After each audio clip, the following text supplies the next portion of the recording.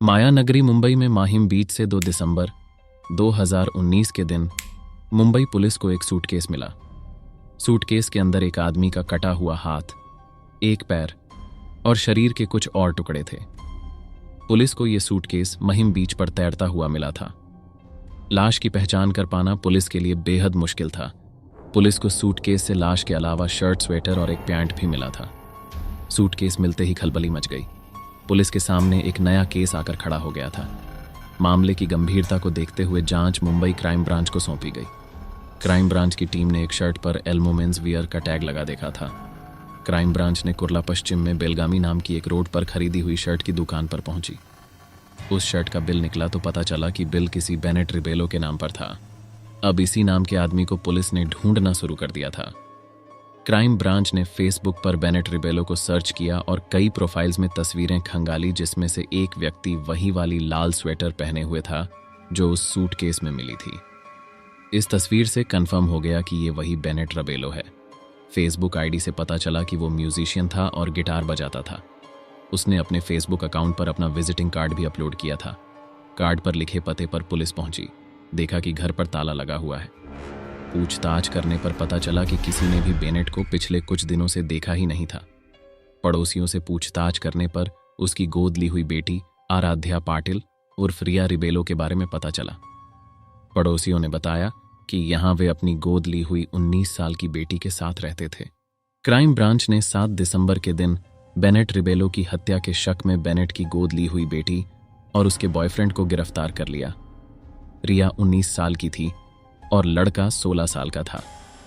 पूछताछ करने पर दोनों ने बेनेट की हत्या करने की बात कबूल कर ली थी। एक गोद ली हुई बेटी ने अपने बॉयफ्रेंड के साथ मिलकर अपने पिता की हत्या कर उसके कई टुकड़े कर डाले थे।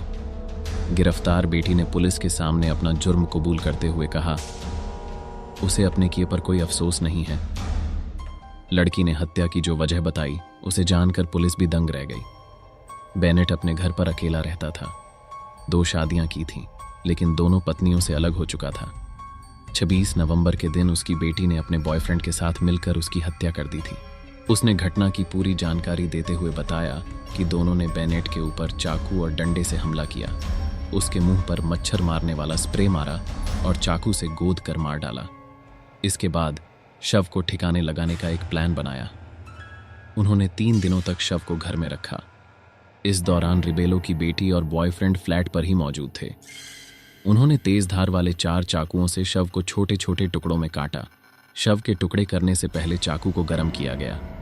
टुकड़ों को 3 सूटकेस में भरकर रिक्शा के जरिए नदी तक लेकर गए और फेंक दिया, जिसमें से एक सूटकेस बहता हुआ माहिम बीच पर पहुंच गया था। इस कांड में रिया के बॉयफ्रेंड का एक दोस्त भी शामिल था। रिया ने बताया कि बेनेट उसका यौन शोषण करता था और बॉयफ्रेंड के साथ मिलना उसे पसंद नहीं था, जिससे वह तंग आ चुकी थी और अपने बॉयफ्रेंड के साथ मिलकर उसकी हत्या कर दी। पुलिस ने बांद्रा कुर्ला कॉम्प्लेक्स इलाके के पास एक नदी से दूसरे सूटकेस को भी बरामद किया था। बाद में पुलिस ने इस मामले में तीसरे आरोपी को गिरफ्तार किया। पुलिस की गिरफ्त में आए इस तीसरे आरोपी का नाम अली उमर मियां चाउस था। अली 19 साल का था और आराध्य उर्फ रिया के बॉयफ्रेंड का दोस्त था। वारदात के अगले दिन यानी 27 नवंबर को रिया और उसका बॉयफ्रेंड घाटकोपर में अली से मिले थे। दोनों ने अली को बेनेट की मर्डर करने की बात बताई, फिर उससे लाश के टुकड़े करने के लिए चॉपर का इंतजाम करने को कहा। 2 दिन बाद यानी 30 नवंबर को अली वाकोला आया, जहां उन तीनों ने मिलकर रात भर बेनेट की लाश को टुकड़े टुकड़े करके काटा और उन टुकड़ों को अलग अलग बैग में भर दिया। अली ने पुलिस को बताया कि उसने बेनेट के काटे हुए धड़ को बैग में भरने के बाद उसको टेप से लपेट दिया। साथ ही उसने लाश को ठिकाने लगाने के लिए जरूरी सामान की खरीदारी में उन दोनों की मदद भी की। दोनों ने साथ में बेनेट के घर के पास मौजूद एक दुकान से सूटकेस और दूसरे सामान खरीदे। इसी सूटकेस में लाश के टुकड़ों को भरकर वे तीनों एक नदी में फेंक आए थे। 26 नवंबर को बेनेट रिबेलो का कत्ल किया गया था। 27 नवंबर को उसकी लाश के 8 टुकड़े किए गए। इसके लिए 4 चाकू लाए गए। रिबेलो के किचन में इन चाकुओं को गैस चूल्हे से गर्म कर उसके शरीर के अलग अलग हिस्से को काटा गया। कुछ हिस्सों को एक सूटकेस में रखा गया। बाद में मुंबई के अलग अलग जगहों पर उसकी बॉडी को फेंका गया। सूटकेस में रखे लाश के कुछ टुकड़े पुलिस को जांच के दौरान मिले थे। उसके कपड़ों से पुलिस ने लाश की पहचान की थी। इसके बाद मुंबई क्राइम ब्रांच ने सूटकेस वाली लाश की गुत्थी सुलझा ली। अगर आपको कहानी पसंद आई तो चैनल को सब्सक्राइब करके बेल आइकॉन को जरूर दबा देना। धन्यवाद।